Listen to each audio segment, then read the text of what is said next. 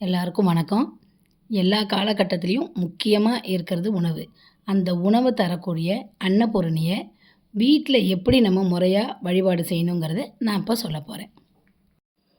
இப்போ நான் ஒரு பித்தளை பாத்திரம் எடுத்திருக்கேன். அதுக்கு சுற்றி மஞ்சள் குங்குமம் 4 பக்கமும் வச்சிடணும்.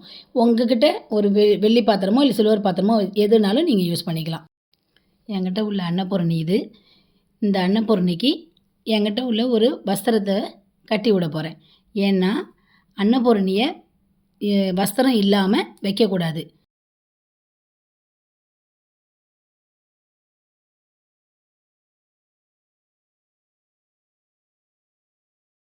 அன்னபூரணிக்கு வஸ்திரம் கட்டியாச்சு. அதுக்கப்புறமா இப்போ அந்த அன்னபூரணிக்கு மஞ்சள் குங்குமம் வைக்கணும்.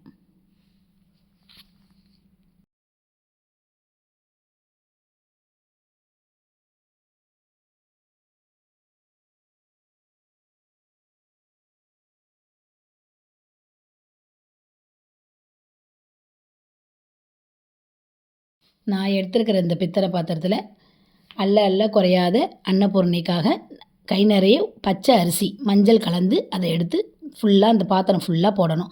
அதோட 4-5 குன்றிமணி அதையும் கலந்து ஃபுல்லாக அந்த பாத்திரம் ஃபுல்லாக வர மாதிரி அள்ளி பச்சரிசியை போட்டுக்கணும். அந்த பச்சரிசியோட கொஞ்சம் குன்றிமணியும் போடணும். அந்த குன்றிமணிங்கிறது லக்ஷ்மி கடாட்சின்னு இருந்தது, அதனால் அதுவும் கலந்து போடணும். அதுக்கப்புறமா நம்ம அந்த அன்னபூரணியை 5 ரூபா காயின் அந்த ஒரு நாணயத்தை எடுத்து அதோட தலைப்பக்கம் நம்மளை பார்த்து இருக்கிற மாதிரி இருக்கணும்.